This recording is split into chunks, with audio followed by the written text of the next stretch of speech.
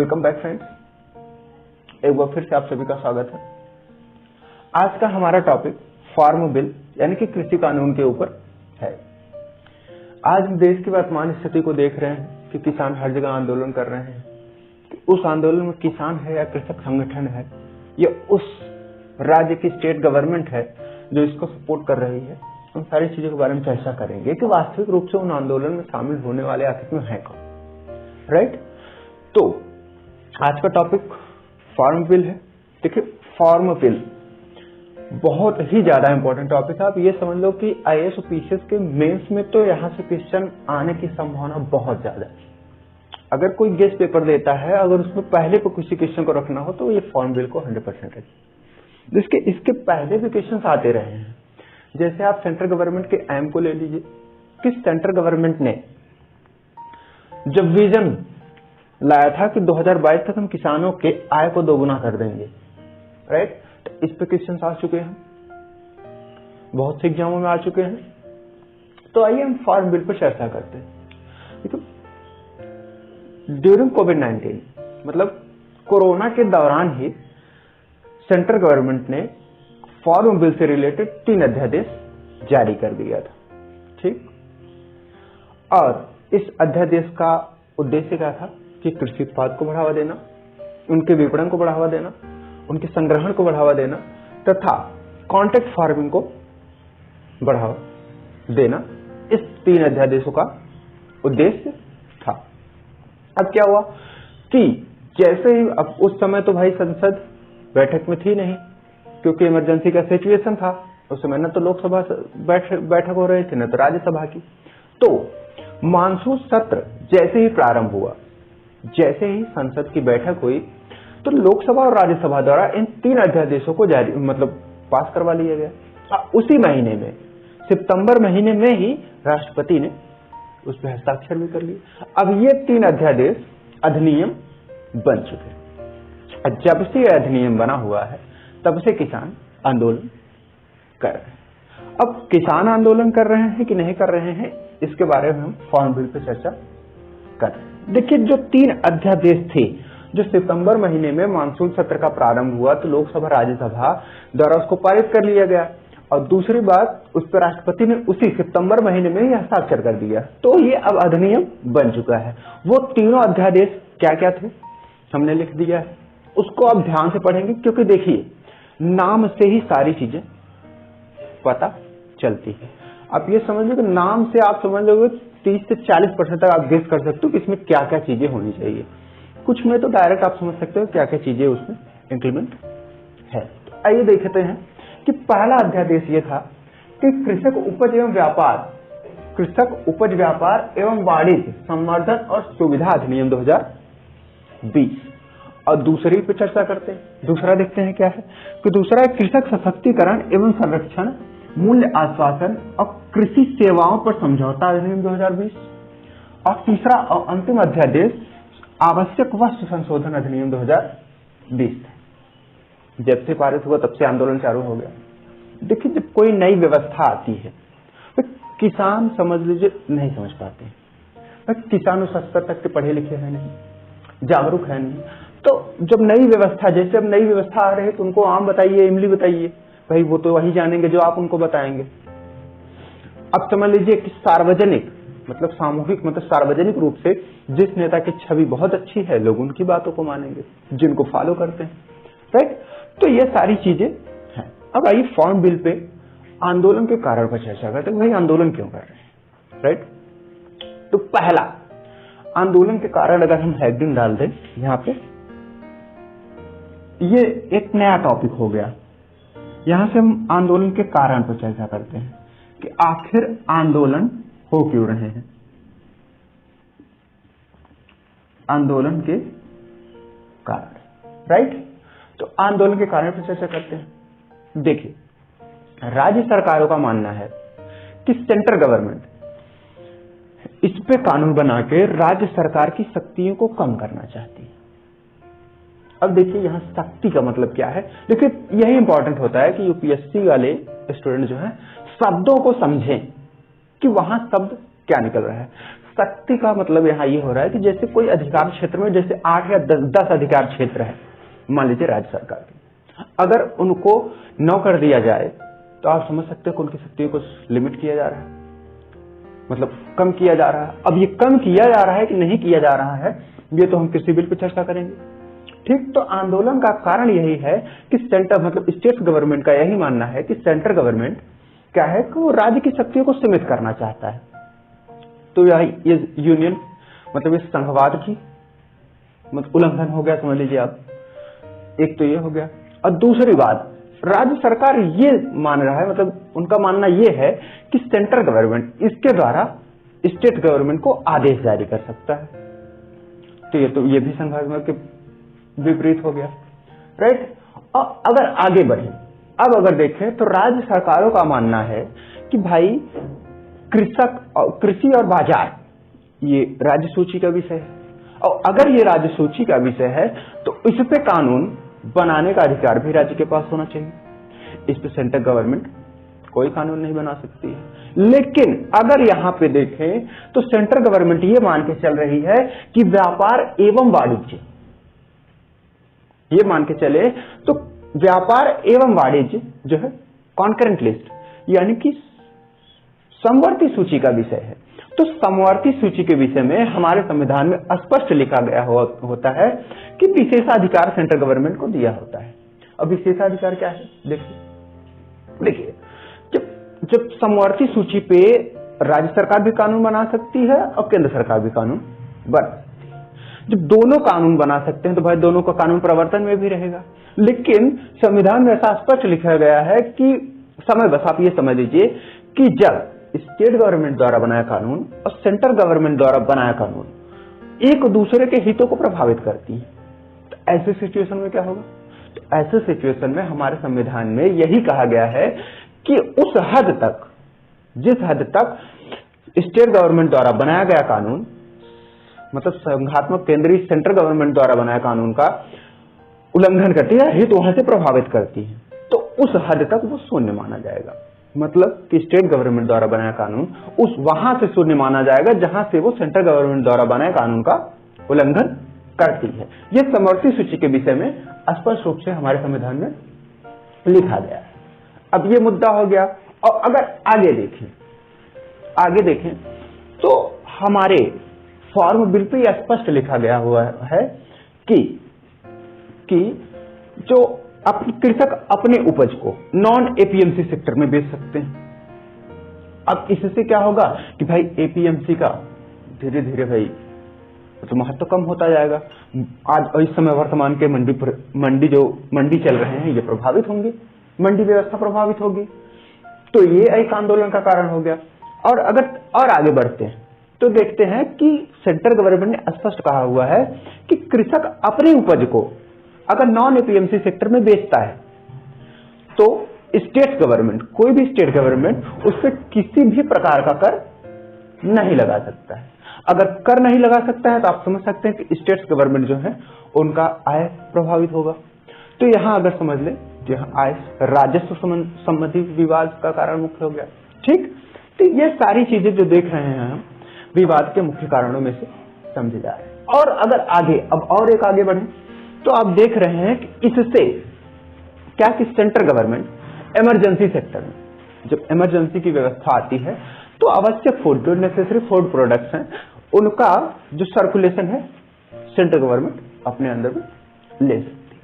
ठीक, अब आगे अगर देखते हैं कि अगर ये सारी व्यवस्थाएं सेंट्रल गवर्नमेंट हैंडल करने लगेगी तो आप समझ सकते हैं तो गुणवत्ता की कमी आ जाएगी। तो विवाद का ये भी मुख्य कारण हुआ, राइट। और अब हम आगे चलते हैं, अगर आगे देखते हैं कि इन सारे विवादों का मुख्य कारण, राइट। अगर हम अब आगे बढ़ें और देखें कि भाई इस कानून के अगर ये सब आंदोलन के कारण है तो उनके लाभ भी होने चाहिए। अब अगर देखें कि लाभ क्या है तो लाभ पे चर्चा करते हैं। देखिए, इस कानून के जरिए जो है सेंट्रल गवर्नमेंट एक नया ऑप्शन किसानों को देना चाहती है कि आप नॉन एपीएमसी सेक्टर, देखो एपीएमसी बार बार करो, एपीएमसी को जान लो आप। एपीएमसी क्या है? एग्रीकल्चर प्रोड्यूस मार्केटिंग कमेटी है, ये क्या है कि कृषक उपज विपणन समिति है। उसमें क्या होता है कि कृषक अपने उपज को उत्पादित करता है, अब वो केवल एपीएमसी में ले जाके अपने सामान को बेच सकता है।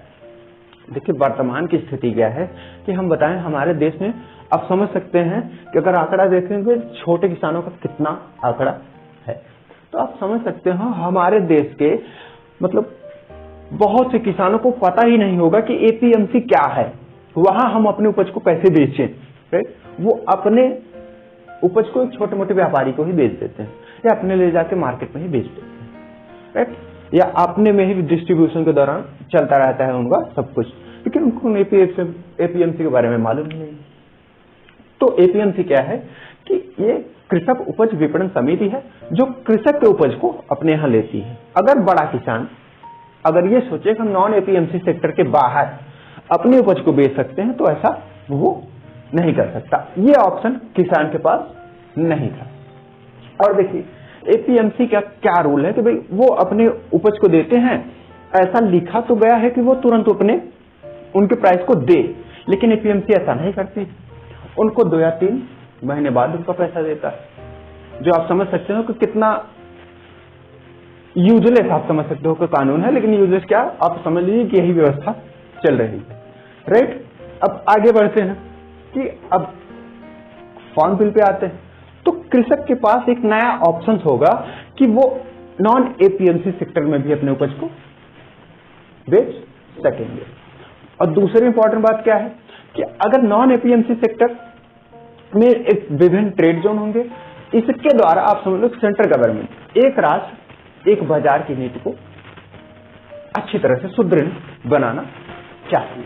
राइट, अब अगर हम इससे आगे बढ़े तो देखें कि सेंट्रल गवर्नमेंट क्या है कि अब आपने देखा कि अगर नॉन एपीएमसी सेक्टर में सेंट्रल गवर्नमेंट कृषकों को ये अलाउ करते हैं कि नॉन एपीएमसी सेक्टर में वो अपने सामानों को बेच सकते हैं। इसकी सबसे बड़ी बात तो कृषक जाए वहां से बेचे। तो इसके लिए उन्होंने क्या किया है कि अगर कृषक अपने उपज को नॉन एपीएमसी सेक्टर में बेचता है, जैसे मान लीजिए कि यूपी का कोई कृषक है, वो अपने सामान को दूसरे स्टेट में ले जाके बेचता है, तो नॉन एपीएमसी सेक्टर में ले जाके बेच रहा है। तो इसका मतलब ये हुआ कि यहाँ पे कृषक के उपज को स्टेट गवर्नमेंट किसी प्रकार का कर नहीं लगा।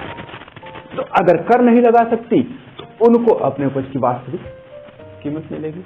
आप ये मान के चलो इस समय में जो हम गेहूं 1920 मतलब 1900 2000 या 2100 जितने का खरीद रहे हैं, आप अगर देखेंगे तो कृषक वही गेहूं अपना किसान वही गेहूं अपना 1400-1500 रुपए प्रति क्विंटल के हिसाब से बेचता है। तो इतना बड़ा वेरिएशन कहाँ आता है? इस नई व्यवस्था की जरूरत है कि जरूरत नहीं है, आप ये चीजें समझ सकते हैं। राइट, तो अगर अब हम आगे बढ़ते हैं, देखते हैं कि अगर किसी प्रकार का टैक्स नहीं लगा सकता स्टेट गवर्नमेंट, तो इससे ज्यादा से ज्यादा फायदा किसको मिलेगा? कृषक को मिलेगा। तो ये ऑप्शन होना चाहिए कि कृषक अपने उपज को वो एक नॉन एपीएमसी मतलब कि एक बड़े बाजार में अपने उपज को वो ला सके। तो देखिए सबके लिए ये व्यवस्था है। अगर वो चाहे जो भी रेयरली सामान हो, चाहे जो भी सामान वो बेच रहे हैं, तो अपने सामानों को वो नॉन एपीएमसी वो कहीं भी बेच सकते हैं देश में, लेकिन ऐसा किसानों के लिए ये ऑप्शन अवेलेबल नहीं। तो सेंट्रल गवर्नमेंट ने सोचा भाई हम उनको नॉन एपीएमसी सेक्टर में भी अपने उपज को बेचने का अलाउ करें। अब देखो कंज्यूमर टू प्रोडक्ट आप समझ लीजिए कि C2C आप सिस्टम समझ लो कि इधर कृषक उत्पादित कर रहा है, जिसको जरूरत है वो डायरेक्ट कृषक से संपर्क करे। सपोज दैट आप ये मान के चलो कि अगर कृषक के पास 10 कुंटल गेहूं है, तो जिसको जरूरत है 10 कुंटल गेहूं को वो डायरेक्ट किसान से संपर्क करे, और आप समझ लीजिए कि इसमें ज्यादा वेरिएशन नहीं आएगा, वो अच्छा कीमत इस कृषक अपने उपज को पाएगा। आप समझ सकते हैं कि नॉन एपीएमसी सेक्टर इंपॉर्टेंट है या नहीं कृषक के लिए, तो उनको नॉन एपीएमसी सेक्टर में अपने उपज को बेचने में फायदा होगा कि नहीं होगा। राइट, आगे मैंने बात किया कि नॉन एपीएमसी सेक्टर मतलब कि आप एक राष्ट्र एक बाजार की नीतियों को सुदृढ़ कर रहा है। राइट, अब हम आगे कि देखिए सेंट्रल गवर्नमेंट जो है इसके जरिए एक निपटान तंत्र की व्यवस्था करेगी, जो सुलह तंत्र जो भी कह दे जाए। इसका देखिए ये कैसे होगा कि देखिए सेंट्रल गवर्नमेंट व्यवस्था किया है कि अगर इस स्थिति में खरीदने वाले और बेचने वाले के बीच कोई विवाद हो जाता है, मतलब किसान और खरीदने वाले के बीच कोई विवाद होता है, तो उस जिले का एसडीएम उस मामले को सुलेगा और उस मामले को सुलह करवाने की व्यवस्था करेगा कि वो बातें जल्दी से सुलह हो जाए, और उनको एक निश्चित समय दिया जाएगा तो उस समय के अंदर आपको ये करना है। अगर ये नहीं होता है तो क्या करेगा, तब जाके एसडीएम एक कमेटी या एक समझिए समिति बनाएगी, उस समिति के माध्यम से उनकी सारी चीजों को सुना जाएगा और निर्णय दिया जाएगा। अगर ये सुन के निर्णय दिया जाता है तो उनके लिए इसके लिए भी टाइम रहेगा कि भाई आप कम से कम 1 महीने या 2 महीने में आप कोई सिविल जज की व्यवस्था नहीं, मतलब सिविल कोर्ट की किसी प्रकार की व्यवस्था नहीं की गई है, मतलब सिविल कोर्ट इस मामले में कोई सुनवाई नहीं करेगा, वो उस जिले का एसडीएम करेगा। अगर कमिटी 2 महीने के अंदर वो सारी चीजें उनको पक्ष में निर्णय देना है, पक्ष में सारी चीजें समझ लेनी चाहिए। राइट। अब उसके बाद अगर हम आगे चलते हैं, अब आगे देखते हैं क्या है। सेंट्रल गवर्नमेंट ने क्या किया कि आप कुछ उत्पादों के लिए जो खुली छूट दे दी, और जिससे आप समझ सकते हैं कि उस सेक्टर में निजी क्षेत्रों का निवेश ज्यादा मात्रा में होगा। आप ये समझ सकते हो कि जिस क्षेत्र में छूट की व्यवस्था की जाती है, या ये समझ लीजिए कि लोगों को प्रोत्साहित करने के लिए या निजी क्षेत्रों को प्रोत्साहित करने के लिए छूट दी जाती है, तो वहां निजी क्षेत्र अपने बड़े मात्रा में निवेश करते हैं।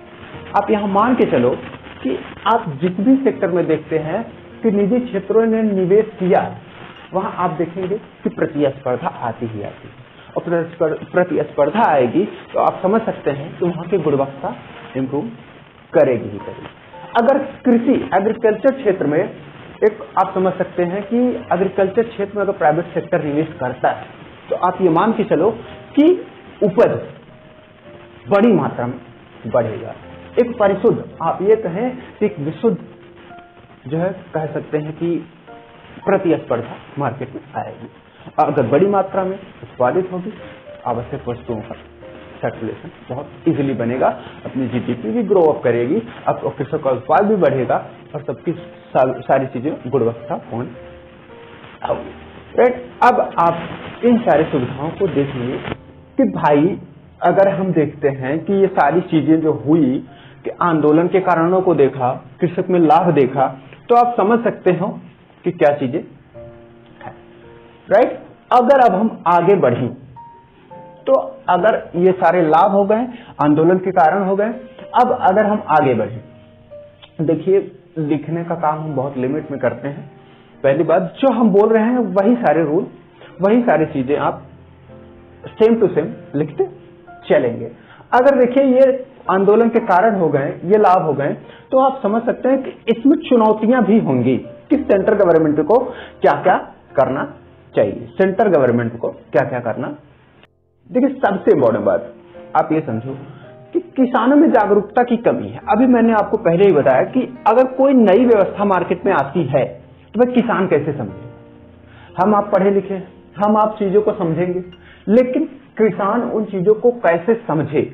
तो आप समझ सकते हैं कि किसानों को, मतलब जो किसान हैं, उनमें सरकार को क्या करना चाहिए कि किसानों को अपने भरोसा को बढ़ाना चाहिए कि जिससे वो उनके ऊपर भरोसा करें।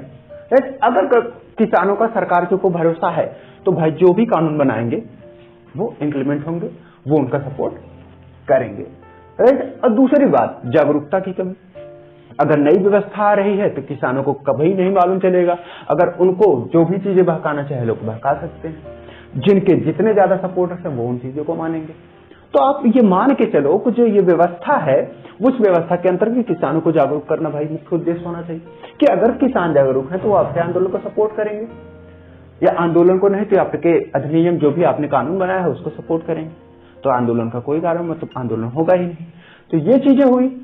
और आगे देखें, आगे चुनौतियों पे देखते हैं कि देखिए कुछ चीजों में खुली छूट देने की वजह से जब निजी क्षेत्र निवेश करता है तो ऐसा भी हो सकता है कि उनके सारे उत्पाद मार्केट में डंप हो जाए।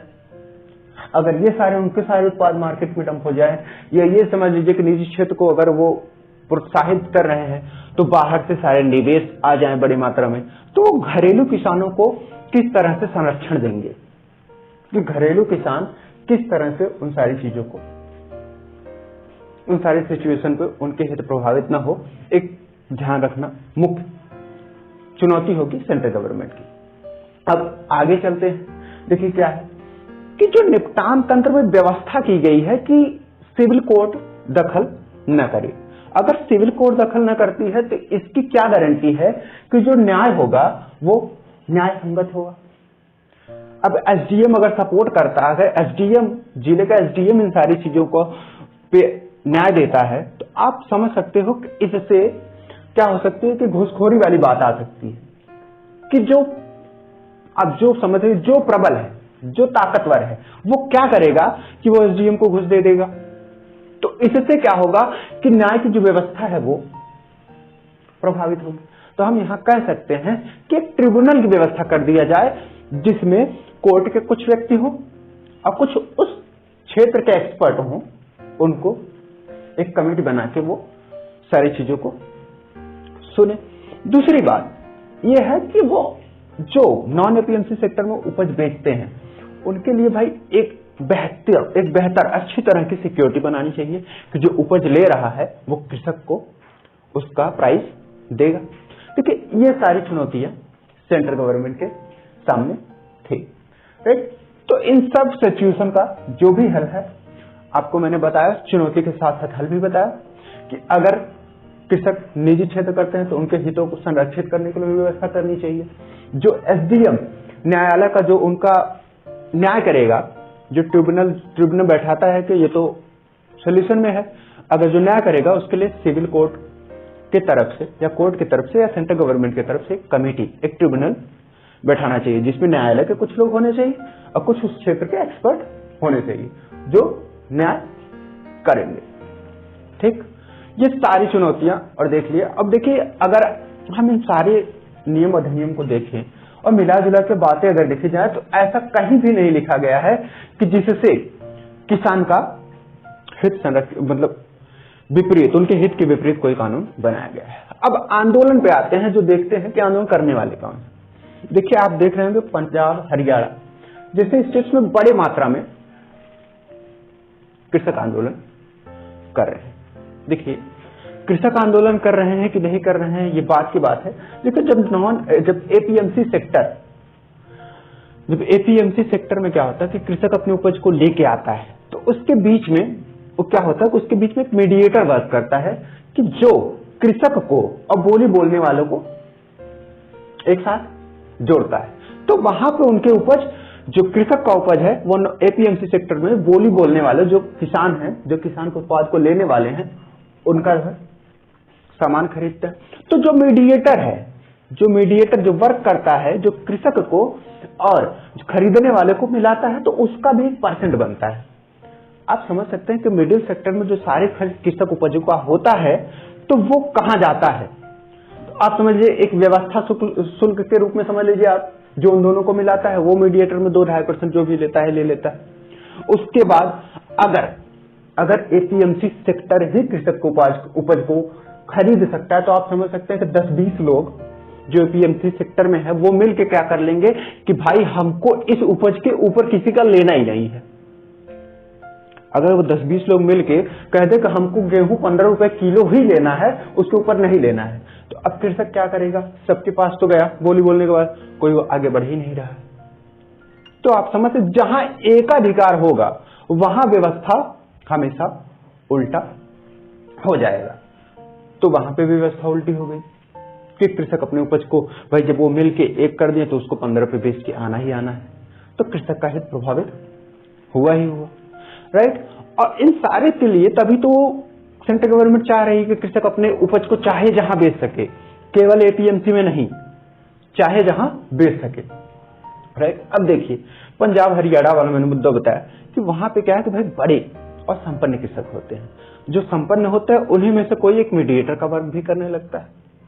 जिससे बिचौलिया आप कह देख सकते हैं कि जो खरीदने वाले और बेचने वाले को एक प्लेटफॉर्म पे मिलाता है या उनके बीच जो भी व्यापार करवाता है, तो उनका हित प्रभावित हो रहा है। और कृषक संगठक भी, इसमें कृषक संगठक का भी हित प्रभावित हो रहा है। उनका क्या हो रहा है कि भाई अगर नॉन एपीएमसी सेक्टर जो मंडी इस समय चलन में है, वो व्यवस्था अगर हटती है तो कृषक समितियों को काफी समस्याएं होंगी। जैसे उनको राजस्व की संबंधित समस्याएं हो सकती हैं, या कृषक अब उनके ऊपर निर्भर नहीं रहेंगे, वो अपने उत्पाद को कहीं भी बेच सकते हैं, तो उनको रोजगार, आप जो भी समझ सकते हैं, आर्थिक और सामाजिक जो भी क्षति है उनको क्षति होगी, आप समझ सकते हैं, राइट। तो ये सारी चीजें मिला जुला के आप ये समझ सकते हो कि देखो यहाँ पे मुख्य रूप से कृषक संगठनों का हित प्रभावित हो रहा है। सेंट्रल गवर्नमेंट का मानना है कि हमारा हित प्रभावित हो रहा है, क्योंकि वह तो ना तो टैक्स लगा सकते हैं ना तो कुछ कर सकते हैं। उनका मानना यही है कि जो है वो राज्य सूची के विषय पे आके कानून बनाए हुए हैं, जबकि सेंट्रल गवर्नमेंट अपना ये दे रहे हैं कि हमारी जो व्यापार पे बनाए हुए हैं। तो ये सारी व्यवस्थाएं जो है उसके व्यवस्थाओं का उल्लंघन कर रहा है। तो आप इन सारी चीजों को समझ सकते हैं कि आंदोलन करने वाले कौन है और कौन नहीं है। ये सारी व्यवस्थाओं के बारे में बता दिया। देखिए ये बहुत इंपॉर्टेंट टॉपिक है, इसके एक एक चीजों को आप समझें और अपने तरफ से एनालाइज करें और उसको मेंस के रूप में आप समझ लीजिए दो तीन सेक्टर, जैसे आप इस पे रिलेटेड क्वेश्चन समूलनात्मक विवरण समझ लीजिए, तो जो भी है वो सारे विवरण आप अपने तरफ से देख के 3-4 तरीके से आंसर राइटिंग करें। देखिए यहाँ से क्वेश्चन आने वाले हैं, यहाँ से क्वेश्चन आने ही वाले हैं, आप ये मान के चलो, और आपको सारी चीजें तब इसके बाद हम आपको नेक्स्ट टॉपिक में मिलेंगे। हम सोच रहे हैं कि एक एपीएमसी के ऊपर वीडियो बना दिया जाए, तो एपीएमसी के ऊपर एक वीडियो बनाएंगे नेक्स्ट टाइम। तब तक के लिए धन्यवाद।